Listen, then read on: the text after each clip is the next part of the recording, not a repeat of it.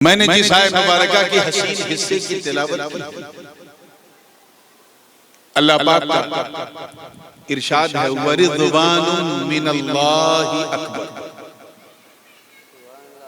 तर्जुमा, और अल्लाह की रजा। अरबी में रजा और उर्दू में रजा। कुछ लोग आजकल एक ट्रेडिशन चल पड़ा है, लोग उर्दू में भी अरबी में बोलते हैं वालेकुम अस्सलाम आइन वगैरह निकाल के। ये उर्दू फसाहत और बलागत के खिलाफ, उर्दू को उर्दू ही में बोलना चाहिए। तो अल्लाह की रजा सबसे महान है, सबसे बड़ी है, सबसे अजीम। यही आज मेरी गुफ्तगू का उन्वान है। जो लोग यूट्यूबर हैं, जैसे हमारे हाशमी चैनल के और भी सब बैठे हुए हैं, इनकी सहूलत के लिए मैं अगर कहूं, क्योंकि थंबनेल ये लोग लगाते हैं, तो आज के उन्वान का जो थंबनेल है वो ये है कि अल्लाह की रजा सबसे बड़ी चीज है, सबसे बड़ी है।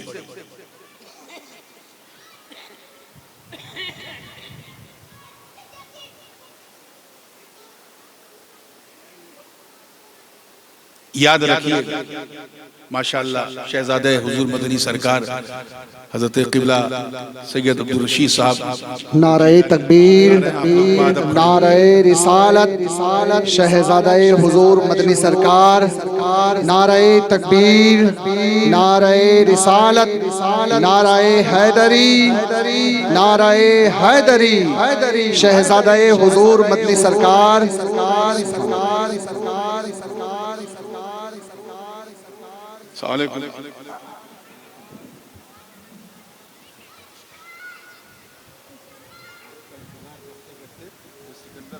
मैंने कहा चलो भाई, वरना मेरी लाइट मिस हो जाएगी। दुरूद पाक पढ़ने अल्लाहुम्मा सल्ली अला सय्यदना मौलाना मुहम्मद व अला आलि सय्यदना मौलाना मुहम्मद कमा तुहिब्बु व तर्ज़ा। माशाअल्लाह। तो क्या सुना आपने? अल्लाह की रजा, जरा बोलिए, सबसे बड़ी, सबसे अजीम है, सबसे महान है। एक कामयाब बंदा भी वही है जो हर वक्त अल्लाह की रजा और उसकी खुशनुदी को ढूंढता रहे, उसी में कोशा रहे। उसका सारा प्रयत्न, सारा एफर्ट जो है वो इसमें हो कि कुछ ऐसा करूं कि अल्लाह राजी हो जाए। एक अच्छा बेटा भी उसी को कहते हैं जो अपनी सेवा से अपने माँ बाप को राजी कर ले।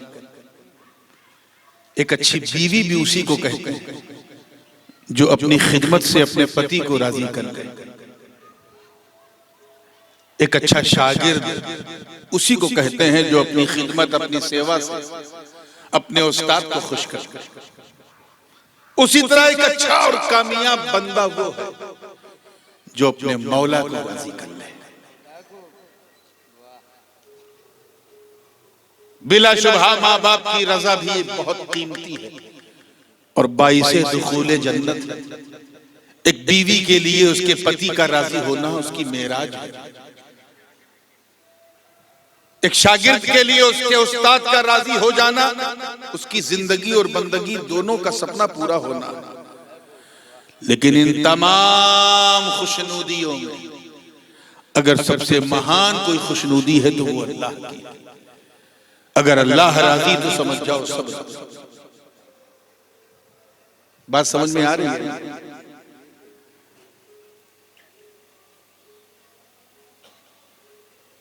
अच्छा, एक बात है, थोड़ा सा मैं जानना चाहता हूं कि आप उर्दू समझते कितना है, क्योंकि जब कभी भी मैं इस खित्ते में आता हूं, रशीद बापू भी जानते हैं, तो मैं आंखों में आंखें डाल के बात करने की कोशिश करता हूं। मैं अपनी तरफ से वो जुमले नहीं बोलता जो मैं बोलता आता हूं, वो बोलता हूं जो आप बुलवाना चाहते हैं।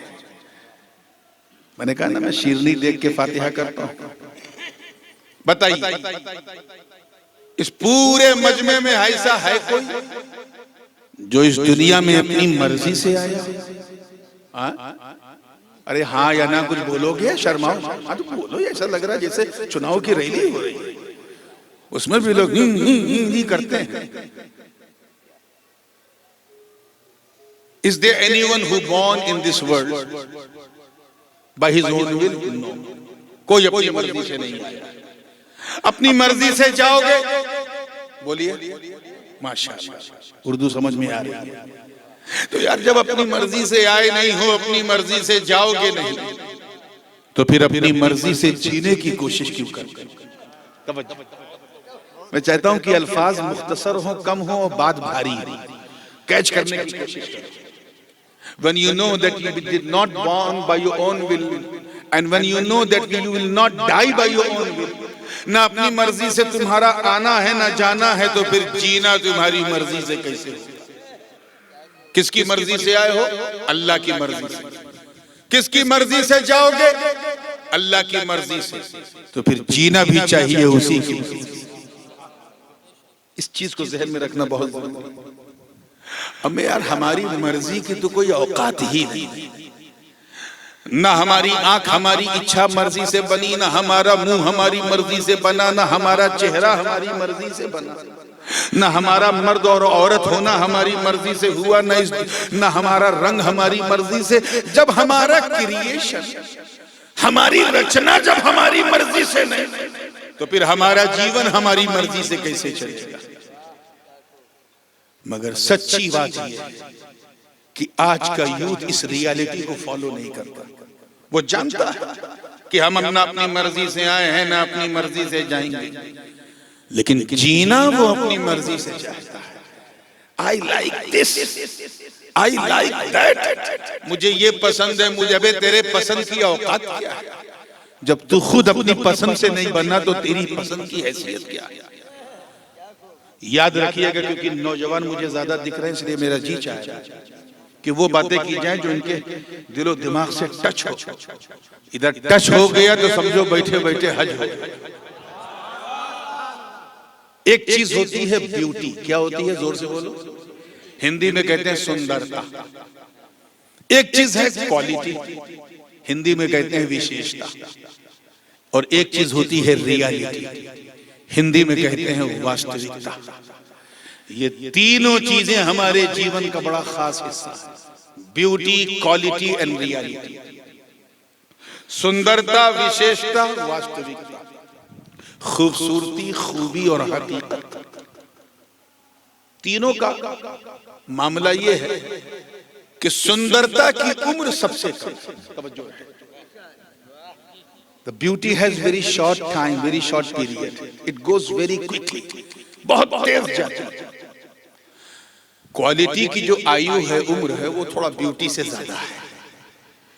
लेकिन जो चीज कभी फिनिश नहीं होती, कभी समाप्त नहीं होती, वो रियलिटी है, वास्तविकता है। मुझे पता चला है कि बहुत सारे हमारे बिरादराने वतन, हमारे हिंदू भाई भी कहीं ना कहीं बैठे सुन रहे हैं। तो मैं जो रियल इस्लाम है वो उनको आज उनके सामने शो करना चाहता हूँ। What is it? इस चीज को समझ, पूरी जिंदगी के साथ तैयार है ना आप लोग? पूरे हौसले के साथ। ब्यूटी बहुत जल्दी जाती है, क्वालिटी थोड़ा सा देर तक रहती है, और जो चीज कभी खत्म नहीं होती वो वास्तविकता है, हकीकत है, रियलिटी। फॉर एग्जाम्पल, मिसाल के तौर पर रोज फ्लावर, गुलाब का फूल सुंदर होता है कि नहीं? बोलो। अति सुंदर, एक्स्ट्राऑर्डिनरी, फेनोमेनल, स्पेक्टेकुलर, ऑसम, लाजवाब। इतना खूबसूरत होता है कि हर इंसान उसकी तरफ अट्रैक्ट होता है। लेकिन ये उसकी ब्यूटी है, क्वालिटी नहीं है। अगर उसकी क्वालिटी को फाइंड आउट करना है तो फिर उसे सूंघना पड़ेगा। You have to take the flower towards your nose, अपने नाक के करीब लाना पड़ेगा और यह महसूस करना पड़ेगा कि एक स्पेशल किस्म की फ्रेग्रेंस, एक खुशबू उसमें से निकल रही है, जिसे हम गुलाबी सुगंध कहते हैं। ये दूसरे फूलों में, बोलिए, यही इसकी क्वालिटी। लेकिन 3 दिन में ड्राई हो गया, जैसे लगता है फ्राई हो गया। 1 हफ्ते में सड़ के गल के मिट्टी में मिक्स हो गया। अब सुगंध नहीं, दुर्गंध आ रही है, मिट्टी में मिक्स हो गया। ये इसकी रियलिटी है, वास्तविकता, कि मिट्टी से निकला था, मिट्टी में चला। ऐसे ही इंसान, मनुष्य, जब पैदा होता है, चाहे गोरा हो, काला हो, नीला हो, पीला हो, अंग्रेज हो या रंगरेज हो, बच्चे ऑलवेज लुक्स वेरी क्यूट, वो खूबसूरत क्यूट होते ही, इसीलिए लोग उन्हें यहाँ चूमते हैं, यहाँ चूमते हैं, यहाँ चूमते हैं, चीक्स में चूमते हैं, क्योंकि उनकी क्यूटनेस है। लेकिन ये कब तक रहती है? जब तक वो बच्चा, because beauty goes very quickly when he grown up. जैसे ही जवान हुआ, 13-14 तक पहुंचा, जवान तो छोड़ो, 13-14 तक पहुंचा तो ब्यूटी गॉन, सुंदरता खत्म। अब उसकी विशेषता देखी जाएगी, ये है कौन? ये आलिम है कि मुफ्ती है कि अल्लामा है कि साइंटिस्ट है कि जर्नलिस्ट है कि पॉलिटिशियन है कि बिजनेसमैन है, ये है कौन? डॉक्टर है, इंजीनियर है। जब तक उसका दिमाग उसका साथ देगा तब तक ये क्वालिटी उसके साथ रहेगी। और जैसे ही उसकी आंख बंद हुई, इंतकाल हो गया, क्वालिटी भी गई, मगर रियलिटी अभी भी मौजूद है। और रियलिटी ये है कि वो इंसान बन के आया था, इंसान बन के जिया था, और इंसान ही बन के रुखसत हुआ। मिट्टी से निकला था, मिन्हा खलकनाकुम व फीहा नुईदुकुम व मिन्हा नुखरिजुकुम तारतन उखरा। हमने इसे मिट्टी से बनाया, फिर इसी मिट्टी में बुलाया, फिर इसी मिट्टी से इसे दोबारा निकालेंगे। ये हमारी रियलिटी है। आज के नौजवानों का प्रॉब्लम जानते हो क्या है? वो रियलिटी को तो जानते ही नहीं किस चिड़िए का नाम है। Even they don't want to know about the reality. उनके पास इतना टाइम ही नहीं है, वो इंस्टाग्राम, फेसबुक और क्या नाम है, एक्स वगैरह से फुर्सत ही नहीं मिलती कि रियलिटी को देखें। हाँ, कुछ उसमें शार्प हैं, 4 से 5% जो क्वालिटी को फॉलो करते हैं। वो जब शादी भी करते हैं ना, तो ये देख के नहीं करते कि दुल्हन कैसी, कितनी खूबसूरत है। वो ये देखते हैं इसे रोटी बनाना आता है कि नहीं। ऐसा ना हो कि हम शक्ल देख के घर में ले आए और पता चला स्विगी और जोमेटो से खाना मंगा रहे हैं, बीबी को पकाने नहीं आता, कोई क्वालिटी ही नहीं। तो जो अक्लमंद लड़के होते हैं वो क्वालिटी देखते हैं। क्या देखते हैं? जोर से बोलो। मगर आज के 95% छोकरा और छोकरी, आई वुड से, वो सिर्फ और सिर्फ ब्यूटी के पीछे भागते हैं। और ब्यूटी इतनी जल्दी जाती है कि 6 महीने के बाद आते हैं, बाबा तावीज, बीवी से पट नहीं रही है, मेरी उससे केमिस्ट्री मिल नहीं रही, मेरा उससे, मेरे घर में वो एडजस्ट नहीं हो रही। अरे एडजस्ट होती भी कैसे? तूने क्वालिटी कहां देखा था? तूने सिर्फ ब्यूटी देखा था। सूफिया किराम फरमाते कि जो लोग ब्यूटी के पीछे भागते हैं वो आम लोग हैं। जोर से बोलो, कौन है? आम लोग हैं। जो क्वालिटी के पीछे भागते हैं वो खास लोग हैं, और जो रियलिटी के पीछे भागते हैं वो अल्लाह वाले हैं। जब ये अल्लाह वाले जब शादी करते हैं तो ये तो ब्यूटी तो छोड़ो, ये क्वालिटी भी नहीं देखते, ये सिर्फ रियलिटी देखते हैं और कहते हैं, ए अल्लाह तू करम कर दे, मेरा निकाह हो जाए ताकि मैं अपने आप को गुनाह से बचा सकूं, मैं गुनाह ना करूं, मुझे ऐसा जीवन साथी अता कर दे जो मुझे गुनाहों से बचा सके। वो सिर्फ रियलिटी को फॉलो करते हैं। अब यही एक रियलिटी है कि हम अल्लाह की मर्जी से आए हैं, अल्लाह की मर्जी से जाएंगे तो उसी की मर्जी से हमें जीना है। जिसने इस रियलिटी को फॉलो कर लिया वो कलंदर हो गया। आज हमारा हाल ये है कि हम सब कुछ अपनी इच्छा अनुसार करने की कोशिश करते हैं। खाना हो तो मेरी तबीयत का हो, घर हो तो मेरे मिजाज का हो, फैमिली हो तो मेरे अंदाज की हो, फ्रेंड सर्किल हो तो मेरी लाइक। अबे तेरी लाइकिंग की हैसियत क्या है? जब तू खुद अपनी मर्जी से इस दुनिया में नहीं आया तो तेरा जीवन तेरी मर्जी से कैसे चले? यही वजह है मेरे दोस्तों कि हमने खुद अपनी जान पे जुल्म किया। We couldn't realize the secrets of life, of Islamic life. जुल्म समझते हो किसे कहते हैं? हम लोग कहते हैं ना आज उसने बड़ा जुल्म हो रहा है, इसने उसको एक तमाचा मारा, बड़ा जुल्म किया। उसने उसको कमरे में बंद कर दिया, बड़ा जुल्म किया। ये जुल्म जुल्म जुल्म जुल्म हम बहुत सुनते हैं। जुल्म जानते हो किसे कहते हैं? जुल्म कहते हैं वज़उ शै फी गैर महल्ली, किसी चीज को उसकी खास जगह से उठा के दूसरी जगह रखने का नाम जुल्म। चेंज ऑफ प्लेस का नाम जुल्म। जैसे टोपी पहनी जाती है सर पे, कहां पहनी जाती है? अब कोई साहब सर से टोपी उतार के पांव पे बांध ले, यही टोपी के साथ क्या है? जोर से बोलो, जुल्म। पुस्तक पढ़ी जाती है पुस्तकालय में, कोई साहब शौचालय में पढ़े तो पुस्तक के साथ क्या है? जोर से बोलो, जुल्म। ऐसे ही कोई साहब अपने छोटे भाई का पैजामा पहन ले, बड़े भाई का कुर्ता पहन ले, तो कुर्ते पैजामे पर भी जुल्म, भाई पर भी जुल्म। यही है, माँ का एक स्थान है हमारे मुआशरे में, लेकिन कोई अपनी माँ का अधिकार अपनी मासी को दे दे तो माँ पे जुल्म। बीवी का हक किसी पड़ोसन को दे दिया तो बीवी के साथ बोलो जुल्म। भाई का हक किसी दोस्त को दे दिया तो भाई के साथ जुल्म। चचा का हक अगर किसी मुंह बोले इंसान को दे दिया तो चचा के साथ जुल्म। ऐसे ही अगर हमने मौला का हक बंदों को और बंदों का हक किसी गैर को दिया तो मौला के साथ भी जुल्म है, बंदों के साथ भी जुल्म है।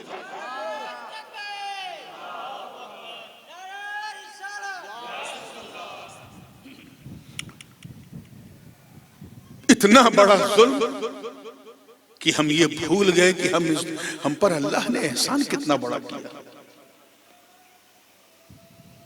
कितना बड़ा करम है कि उसने हमें इंसान बनाया।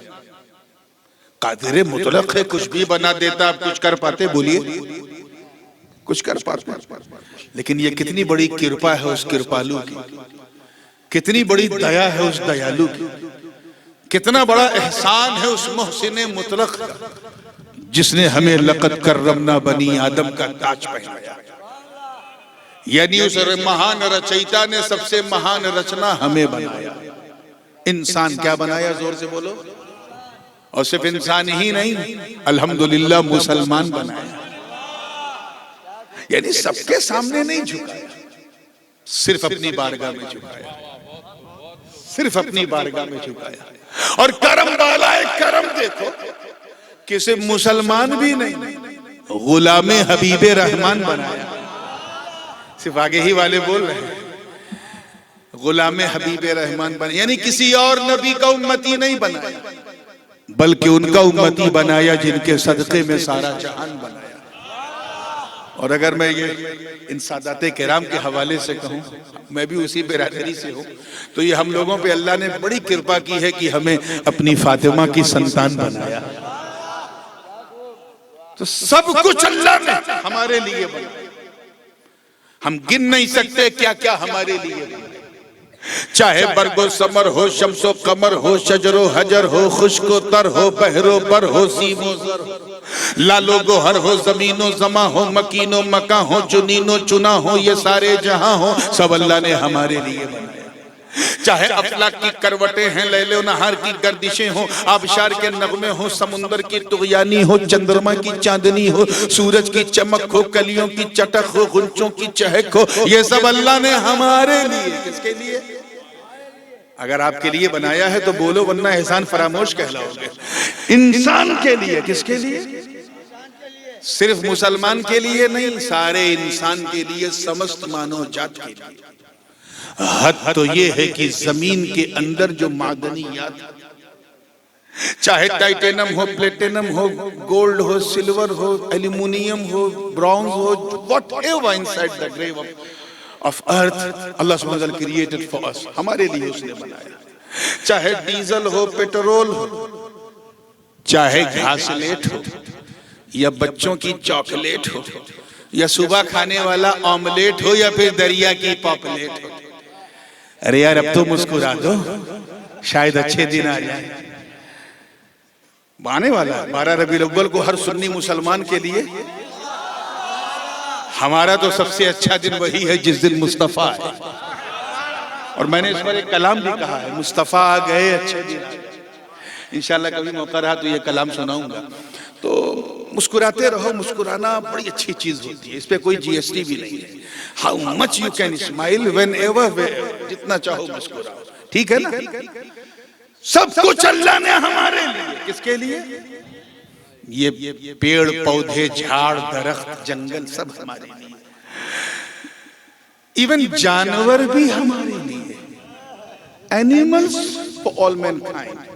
Would you believe certain animals, कुछ ऐसे जानवर हैं अमुक जिनकी ऊपर हम बैठ जाते हैं, अपनी सवारी बनाते हैं, जैसे हाथी है, घोड़ा है, ऊंट है, सफर करते हैं, ट्रेवल करते हैं। कुछ गधे पर भी बैठ जाते हैं। लगता है बगैर हंसाई गाड़ी आगे नहीं बढ़ेगी, माशाअल्लाह। कुछ जानवर ऐसे हैं जिनके कमर में रस्सा बांध के, रस्सा क्रेन की तरह उनसे सामान खिंचवाते हैं, वो लात नहीं मारते हैं, उन्हें पता है कि हम इंसान के लिए, जैसे भैंसा है, बैल है, सांड है, एक्सेट्रा। और कुछ माकूलुल लहम जानवर ऐसे हैं जिन्हें ज़िबह करके मसाला लगा के भून के हम खा भी जाते हैं, वो बिल्कुल नहीं टोकते कि मुझे मत काटो, उन्हें पता है कि हम इंसान के लिए। सब कुछ अल्लाह ने किसके लिए? बोलो जोर से, किसके लिए? इंसान के लिए, हमारे लिए। मगर आए हजरत इंसान, did you think for the moment, कभी एक लम्हे के लिए सोचा कि ए अल्लाह, सब कुछ तो तूने हमारे लिए बनाया, मालिक हमें किसके लिए बनाया? तो कुरान की इजाजत से रहनुमाई होती है। गोया रब ताला फरमा रहा है, मैं मेरे बंदों, मैंने सब कुछ तुम्हारे लिए बनाया और तुम्हें मैंने अपने लिए बनाया, ताकि तुम मुझे राजी करो, क्योंकि अल्लाह की रजा सबसे महान, सबसे महान। राजी करना ही सबसे बड़ा उद्देश्य है, सबसे बड़ा टारगेट है। And you have to please almighty Allah, because he is your creator. वो आपका क्रिएटर है तो आपको प्लीज करना पड़ेगा। एक मिसाल मैं इस मौके पे देता हूं, और बड़ी आसान फहम मिसाल। एक साहब ने सोचा कि मुझे राजी करें नूरानी को, हालांकि मैं इस काबिल बिल्कुल नहीं हूं कि मुझे राजी किया जाए, एक साधारण इंसान हूं। बस एक चीज अल्लाह की करम से मेरे पास ऐसी है जो मेरे इख्तियार से बाहर है, उसमें मेरा कोई कमाल नहीं है, और वो क्वालिटी ये है कि मेरे अब्बा के अब्बा के अब्बा के अब्बा के अब्बा के अब्बा के अब्बा 27 टाइम कहो तो गौस पाक तक पहुंच जाओ, इसके अलावा कुछ नहीं। अब वो मेरा मुरीद था, उसने सोचा कि बाबा आए हैं, उनको राजी करो। तो उसके मन में ख्याल आया कि ऐसा खाना बनाओ कि बाबा खुश हो जाए। मैं उसके घर गया तो मतलब क्या डिलीशियस खाना था, एक्स्ट्राऑर्डिनरी। चिकन भी है, मटन भी है, कोरमा भी है, शवरमा भी है, बस्तरमा भी है, इटालियन भी है, चाइनीज भी है, बिरयानी भी है। अब उधर बिरयानी, इधर नूरानी, देखा तो हो गई परेशानी। ऐसा नहीं कि खाना अच्छा नहीं था, एक्स्ट्राऑर्डिनरी डिलीशियस था, अति स्वादिष्ट। But I couldn't enjoy with the food because the food wasn't cooked according to my desire. खाना मेरी पसंद का बना ही नहीं, इसलिए मैं ज्यादा खुश नहीं हुआ। मेरी पसंद क्या है? बहुत से लोग जान चुके होंगे, तकरीरों में सुन चुके, ये मिसाल मैंने कई जगह दी है।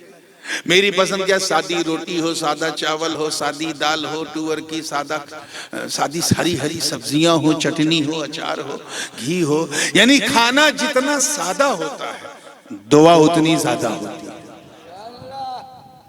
अब ये मेरी पसंद, और वहां मुशर्रम मुरगन तो खा तो लिया, दुआ भी दे दिया, लेकिन बस मुंह ही से दिया, दिल को पता भी नहीं चला।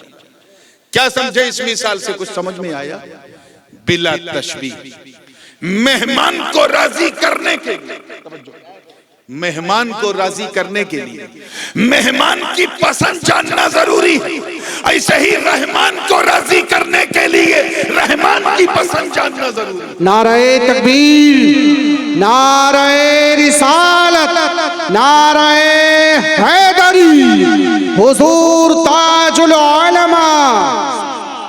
मेरी पसंद तो आप जान सकते हैं, मुझसे डायरेक्ट पूछो, हजरत आपको क्या पसंद है, कल मैं मेरे घर दावत है, मैं खटाखट बता दूं। प्रॉब्लम ये है कि अल्लाह की पसंद हम कैसे जाने। When we don't have a direct connection with Allah, उसे क्या पसंद है हमें कैसे मालूम? वो अनंत है, हमारा अंत है। वो असीमित है, हम सीमित हैं। वो निराकार है, हमारा आकार है। वो बनाने वाला, हम बनने वाले। वो खिलाने वाला, हम खाने वाले। वो पिलाने वाला, हम पीने वाले। वो रब है, हम मरबूब हैं। वो खालिक है, हम मखलूक हैं। वो राज़िक है, हम मरज़ूक हैं। उसने हमें 5 इंद्रियां दी हैं, 5 सोर्सेज ऑफ नॉलेज, हवा से खमसा, जिसके जरिए हम किसी चीज को पहचानते हैं। रंग पहचानना है तो देखना पड़ेगा, आवाज पहचानना है तो सुनना पड़ेगा, महक पहचानना है तो सूंघना पड़ेगा, टेस्ट पहचानना है तो चखना पड़ेगा, टेम्परेचर या थिकनेस को जानना है तो छूना पड़ेगा।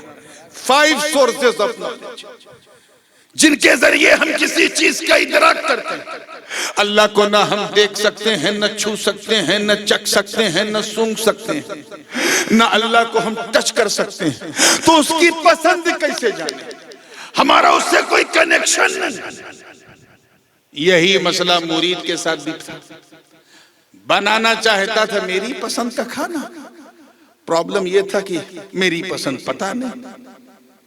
अब हड़वद ने कैसे वो मेरी पसंद जाने? तो मोरबी से जो लोग आए थे, हमारे शब्बीर अशरफी साहब, इनके पास पहुंचा, कहा यार तुमको मैंने कई बार हजरत लोगों के साथ देखा है, ये बताओ नूरानी मियाँ को क्या पसंद है? क्यों पूछ रहे हो? कल मेरे घर दावत, इन्होंने खटाखट बता दिया। हजरत को राजी करना है तो बस सादा सादा बना दे, 200 रुपए का इन्वेस्टमेंट होगा, हजरत खुश हो जाएंगे। सादा सादा बना दे, हजरत खुश। मैं उसके घर पहुंचा, सादा सादा खाना देखा, खाना था 2 रोटी खा लिया 4। क्यों? क्योंकि खाना मेरी पसंद का था। ये पसंद किसने बताया? मैंने तो नहीं बताया, उसने बताया जो मेरे करीब। नहीं समझ पा रहे पीछे वाले? कौन? जो मेरे। क्यों? क्योंकि जो करीब होता है वही हबीब होता है। बिला तशबीह, मेहमान की पसंद, मेहमान की। उसने बताया जो मेहमान के करीब है, रहमान की पसंद उसने बताया जो रहमान के करीब है। और जो रहमान के करीब है वही तो हम गरीबों के हबीब हैं। चुनांचे अहमद मुश्तबा मोहम्मद मुस्तफा रूही फिदा हो सल्लल्लाहु ने फरमाया, अल्लाह को राजी करना है तो अपनी मर्जी से मत राजी करो। शराब मत पियो, अल्लाह को नहीं पसंद है। ज़िना मत करो, अल्लाह को नहीं पसंद है। झूठ मत बोलो, अल्लाह को नहीं पसंद है। गीबत मत करो, अल्लाह को नहीं पसंद है। धोखाधड़ी मत करो, अल्लाह को नहीं पसंद है। अकले हराम मत खाओ, अल्लाह को नहीं पसंद है। यतीम का माल मत लूटो, अल्लाह को नहीं पसंद है। माँ बाप की तहकीर मत करो, अल्लाह को नहीं पसंद है। किसी का हक न छीनो, अल्लाह को नहीं पसंद है। अपने अपने हिसाब से अपनी मान्यताओं पर आधारित चीजों को अनुसरण मत करो, अल्लाह को नहीं पसंद है। अल्लाह को राजी करना है तो नमाज पढ़ो, अल्लाह को पसंद है। रोजा रखो, अल्लाह को पसंद है। हज करो, अल्लाह को पसंद है। ज़कात दो, अल्लाह को पसंद है। नेकियां करो, अल्लाह को पसंद है। खैरात करो, अल्लाह को पसंद है। बेवा का सहारा बनो, अल्लाह को पसंद है। माँ बाप की सेवा करो, अल्लाह को पसंद है। मस्जिदें बनाओ, अल्लाह को पसंद है। मदरसे बनाओ, अल्लाह को पसंद है। खानकाहें बनाओ, अल्लाह को पसंद है। फकीरों मिस्कीनों को खाना खिलाओ, अल्लाह को पसंद है। हुजूर ने फरमाया नमाज पढ़ो। क्या फरमाया? जोर से बोलो, सल्लू। तवज्जो रहे, सल्लू कमा रअयतुमूनी उसल्ली। ये फरमाया नमाज पढ़ो, नमाज पढ़ो उसी तरह पढ़ो जिस तरह मुझे पढ़ता हुआ देखते हो। यानी सजदा वैसे ही करो जैसे मैं करता हूँ, रुकू वैसे ही करो जैसे मैं करता हूँ, सजदे वैसे ही करो जैसे मैं करता हूँ, तशहुद में वैसे ही बैठो जैसे मैं बैठता हूँ, तहियात वैसे ही पढ़ो जैसे मैं पढ़ता हूँ, तकबीर वैसे ही करो जैसे मैं करता हूँ, सलाम वैसे ही फेरो जैसे मैं फेरता हूँ। तुझे रोजा रखना है तो सिर्फ भूखा मत रह, बल्कि सेहरी कर जैसे मैं करता हूँ, नियत कर जैसे मैं करता हूँ, रोजा रख जैसे मैं रखता हूँ, तिलावत कर जैसे मैं करता हूँ, इफ्तार कर जैसे मैं करता हूँ, उसके बाद तरावी पढ़ जैसे मैं पढ़ता हूँ। तुझे तुझे तुझे हज करना तो इस टूर को टूर नहीं, जलवे नूर बना, जलवे नूर बना। कितना बड़ा सेठ क्यों ना हो, तो कपड़े में लिपट के आ, जैसे मैं एहराम पहनता हूँ, नियत कर जैसे मैं करता हूँ, दीवानों की तरह काबे का तवाफ कर जैसे मैं करता हूँ, मताफ पर रह जैसे मैं रहता हूँ, रुकने यमानी के पास रब्बना रब्बना की रट लगा जैसे मैं लगाता हूँ, रुकने अस्वद का इस्तेलाम कर जैसे मैं करता हूँ। अरे तुझे करना है ना, तो ये सब करने के बाद 2 रकत नमाज वाजिबुत तवाफ पढ़ जैसे मैं पढ़ता हूँ, बाबे काबा थाम के गिड़गिड़ा जैसे मैं गिड़गिड़ाता हूँ, मुल्तजिम से लिपट जा जैसे मैं लिपटता हूँ। उसके बाद तुझे मिना से उस सफा से मरवा अल्लाह की बंदी जनाबे हाजरा की याद में सही कर जैसे मैं करता हूँ, 7 चक्कर लगा जैसे मैं लगाता हूँ। उसके बाद अगर तूने हज तमत्तो की नियत किया है तो एहराम उतार के हल करवा के एहराम उतार ले, उसके बाद हज का एहराम पहन और लब्बैक अल्लाहुम्मा लब्बैक लब्बैक ला शरीक लक लब्बैक इन्नल हम्दा वन निअमत लक वल मुल्क ला शरीक लक कहते हुए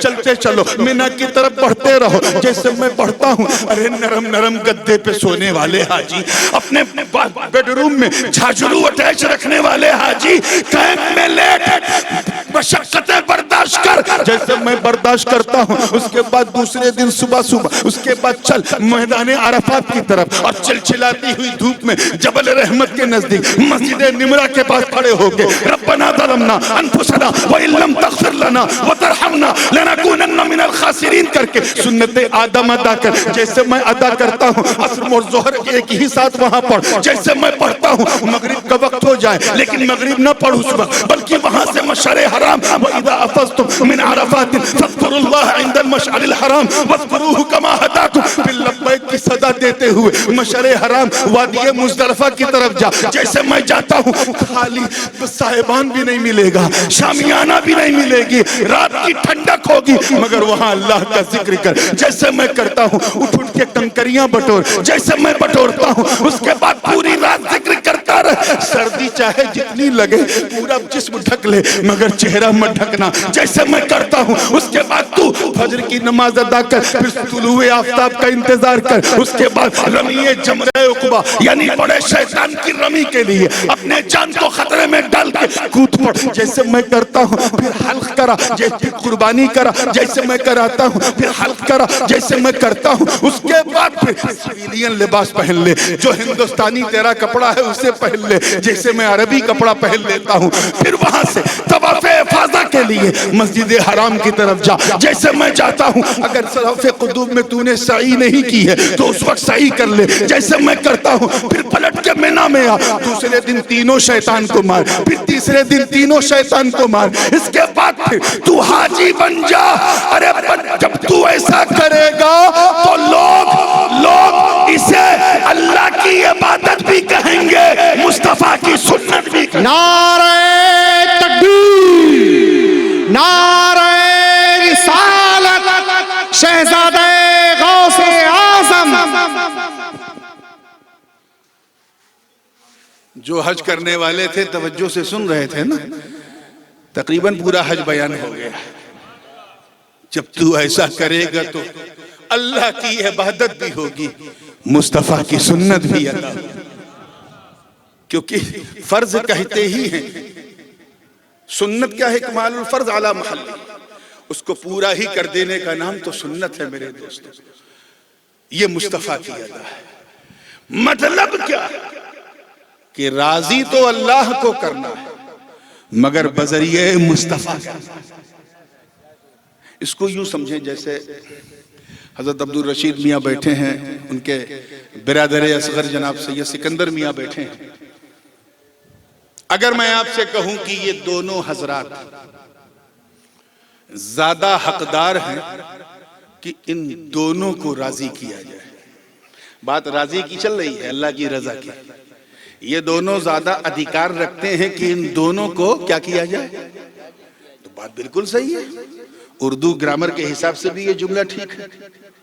लेकिन अगर मैं ये कहूं कि ये दोनों ज्यादा हकदार हैं कि उन्हें नहीं उसे राजी किया जाए, उन्हें नहीं, उन दोनों नहीं, एक को राजी किया जाए, तो आप सोचेंगे ये नूरानी बाबा कौन सी उर्दू बोल रहे हैं भाई। हक दो का राजी एक को। अरे अगर नात खान नात पढ़े और उसके जेब में आप नजराना डालते जाओ तो वो राजी हो जाएगा कि नहीं? बोलिए, मुंह से बोलिए। लेकिन पढ़े नात खां और जेब में दूसरे इमाम साहब के डालोगे तो नात खां खुश होगा? जिसके जेब में माल जाएगा वही तो खुश होगा यार। तो जिसको तुम राजी करोगे वही तो राजी होगा। जब हक दोनों का है तो दोनों को राजी करो, तब दोनों राजी होंगे। ये नहीं कि हक दो का है और राजी एक को, ये काम नहीं चलता। क्लियर हो गया? अब आओ कुरान का फैसला सुनो। अल्लाह व रसूलुहु अहक्कु अन युरदू, अल्लाह और उसका रसूल ज्यादा हकदार हैं कि उसे राजी किया जाए। ख्याल रखिएगा, अन युरदू होमा नहीं है उलमा की तरफ। यह नहीं है कि अल्लाह और उसका रसूल ज्यादा हकदार हैं कि उन दोनों को राजी किया जाए। यह आयत नहीं। आयत क्या है? अल्लाह और उसका रसूल ज्यादा हकदार है कि उसे राजी किया जाए। यानी जमीर वाहिद मुजक्कर की है, मर्जा जो है वो दो, एक जाते जलालत है और एक जाते रिसालत। एक बनाने वाला, एक बनने वाला। दोनों की जात अलग है, दोनों की सिफात अलग है, दोनों की शान अलग, दोनों की पहचान अलग है कि नहीं? जो अल्लाह की जात है वो अलग, जो रसूलुल्लाह की जात है वो अलग। जात दो है, मर्जा दो है उस जमीर वाहिद मुजक्कर की। या अल्लाह आप क्या करें? तो अरबी ग्रामर के विद्वानों ने कहा नादान, फैसला भी कुरान ही की आयत में। अरे जब दो मर्जा हो और जमीर एक हो तो जो मर्जा जमीर के करीब होता एतबार उसी का होता। मतलब यहां साफ है कि रसूलुल्लाह को राजी कर, जिससे मुस्तफा राजी उससे खुदा राजी। अल्लाहुम्मा सल्ली अला सय्यिदना मुहम्मद व अला आलि सय्यिदना मुहम्मद व बारिक वसल्लम। जिससे मुस्तफा राजी उससे अल्लाह राजी। जिससे मुस्तफा राजी नहीं, मुस्तफा का खुदा भी राजी नहीं। मतलब साफ है। गोया रब ताला ये फरमा रहा हो कि ए महबूब, अब मेरा वही है जो तेरा है। जो तेरा है बस वही मेरा है, जो तेरा नहीं वो मेरा नहीं। मैं मुहिब हूँ, तू महबूब है। मैं लवर हूँ, तू बिलवेड है। मैं प्रेमी, तू मेरा प्रेम है। मैं चाहने वाला, तू मेरी चाहत है। अब जो तेरा वही मेरा, जो तेरा नहीं वो मेरा नहीं। यहाँ न कुछ मेरा न कुछ तेरा, जो कुछ मेरा वो सब तेरा, जो तेरा वो सब मेरा। तभी तो आला हजरत अजीमुल बरकत इमाम इश्क व मोहब्बत दरियाए रहमत कंजुल करामत अशाह इमाम अहमद रजा खां मुहद्दिस बरेलवी ने कुफ्र के ताबूत पर आखिरी कील ठोकते हुए जब अपना अकीदा बयान किया तो यूं अर्ज किया कि या रसूल अल्लाह, मैं तो मालिक ही कहूंगा कि हम मालिक के हबीब यानी महबूब व मुहिब में नहीं मेरा। नारे तकबीर, नारे रिसालत, शहजादे हुजूर गाज़ी मिल्लत। तो हुजूर को राजी करना, और इसीलिए जुल्म करने वालों को भी अल्लाह ताला ने जालिमों को, गुनहगारों को अपने महबूब के पास बुलाया। वलौ अन्नहुम इज़ ज़लमू अनफुसहुम जाअू फस्तग़फरुल्लाह वस्तग़फर लहुमुर रसूल लवजदुल्लाह तव्वाबर रहीम। जिन्होंने अपनी जानों पर जुल्म किया, ए महबूब, उनके लिए साफ है कि वो आपके पास आ जाए। हमें ये सब तो जो मैंने बयान किया ये बाहर का जुल्म था। कौन सा जुल्म था? जान का जुल्म ये है कि अल्लाह ने सब कुछ मेरे लिए बनाया और हमने अल्लाह को भूला दिया। ये हमने अपनी जान पे जुल्म किया।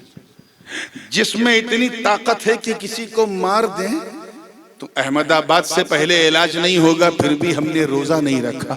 ये हमने अपनी जान पे जुल्म किया। पैसा इतना है कि आयकर विभाग परेशान है, फिर भी ज़कात अदा नहीं करते। ये हमने अपनी जान पे जुल्म किया। पासपोर्ट मिल जाए तो गुजरात वाले कोशिश में लग जाते हैं कि बस इंग्लैंड का वीजा लग जाए, अमेरिका लग जाए, कनाडा लग जाए, सब लग जाए, हज ना करो। अगर हज ना किया तो हमने अपनी जान पे जुल्म किया। नमाज के लिए टाइम नहीं, क्लबों में, सिनेमा घरों में, हर जगह के लिए टाइम है, नमाज नहीं पढ़ा। ये हमने अपनी जान पे जुल्म किया। मुसलमान तुम कहां हो, किस वादी में घूम रहे हो? क्या तुम ये भूल गए कि तुम गैर शऊरी तौर पे अपने साथ कितना बड़ा जुल्म कर रहे हो? You are operating yourself, अपने आप को मार रहे हो। बिल्कुल उसी तरह जैसे कोई पुस्तक लेके पुस्तकालय नहीं शौचालय चला जाए, ऐसे ही तुमने अपने आप को मस्जिद से दूर रखा। यही तुम्हारी बर्बादी का सामान है। अल्लाह पाक इरशाद फरमाता है, ज़हरल फसादु फिल बर्रि वल बहर बिमा कसबत ऐदिन नास लियुज़ीक़हुम बअदल्लज़ी अमिलू लअल्लहुम यरजिऊन।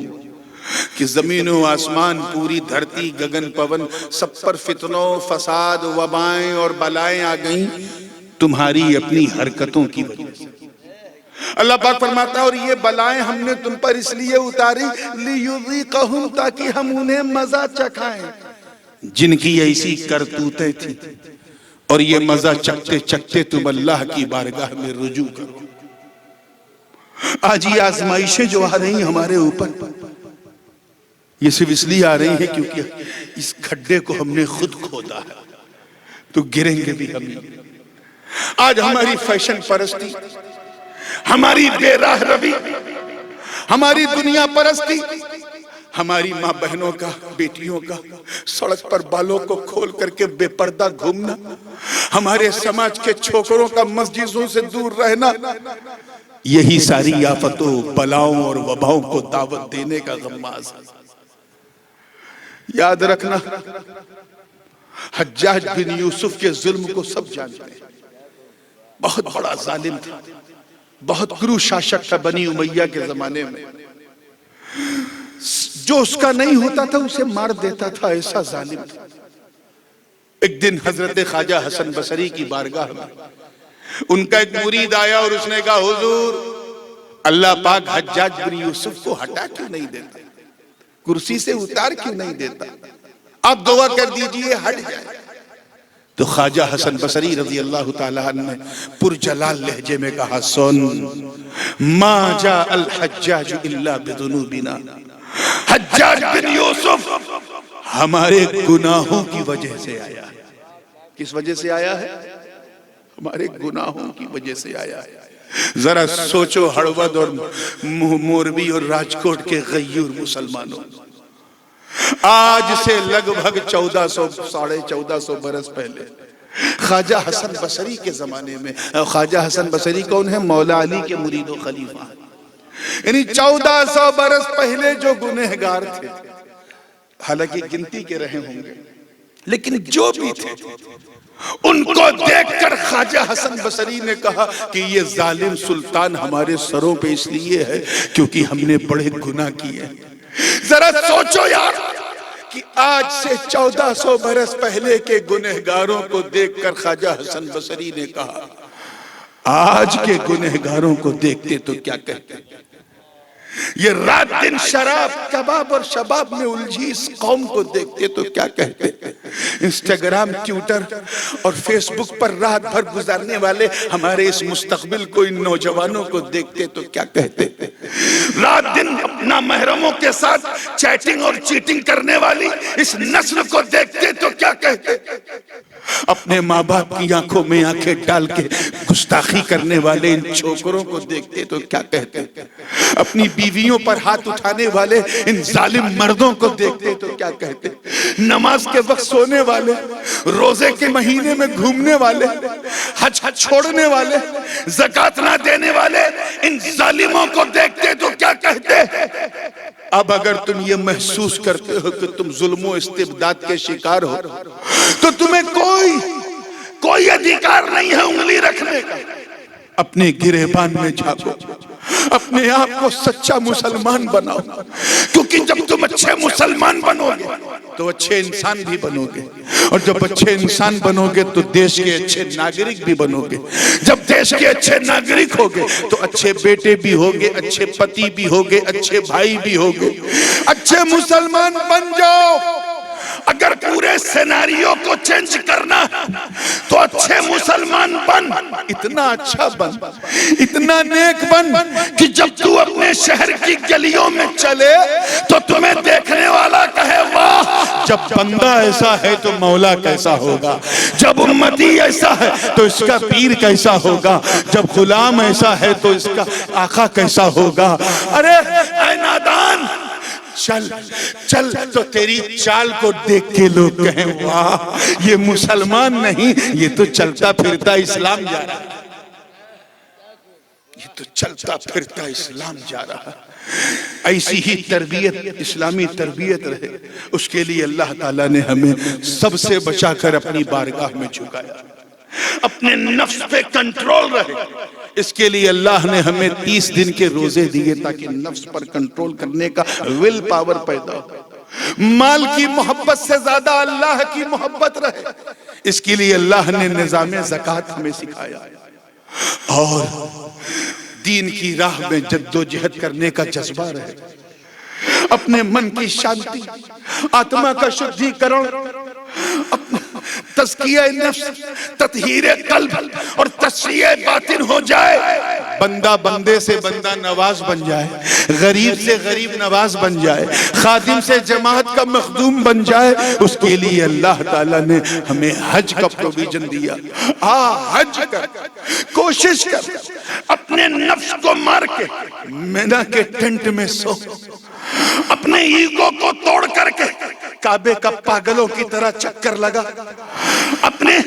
अपने तकब्बुर को चकना चूर करके सफा से मरवा, मरवा से सफा सई कर, और कोई कीमती कपड़ा नजर ना आए, उसके लिए सिर्फ 2 शॉल लपेट के आ, ताकि बंदा भी वैसे ही दिखे, बंदा नवाज भी वैसे ही दिखे। यूनिफॉर्म सिविल कोड पूरा नजर आ रहा है खाने काबा में, एक ही सफ में खड़े हो गए महमूद व अयाज, न कोई बंदा रहा और न कोई बंदा नवाज। बंदे ने हज कर लिया, अपने आप को पाक साफ कर लिया, मगर जान का जुल्म अंदर से आवाज दे रहा है कि अभी एक रुकन बाकी। अरे बंदे, हज तो कर लिया, अब चल मुस्तफा के दर पे जाऊंगा।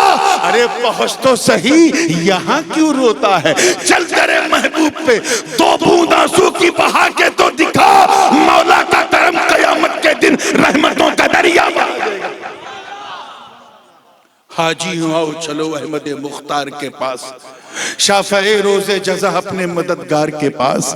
हज अगर हज है तो फिर तकमील है हज के लिए, आओ काबे से चले, काबे की सरकार के पास। मौला करीम, क्या नाम है हमारे हाजी साहब जो जा रहे हैं? हाजी अब्दुल रहीम साहब फैमिली के साथ जा रहे हैं।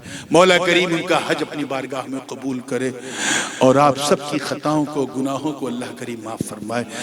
मेरे पास अब समय बिल्कुल समाप्त हो गया है, 1 बजे 1:15 बजे के आसपास मुझे निकलने का था। इंशाअल्लाह ताला बस मैं समीम क़ल्ब से दुआगो हूँ कि इस नशिश्ते पाक में हम सब की हाज़िरी को अल्लाह कबूल कर ले। व आखिर दावाना अनिल हम्दुलिल्लाहि रब्बिल आलमीन। अस्सलामु अलैकुम।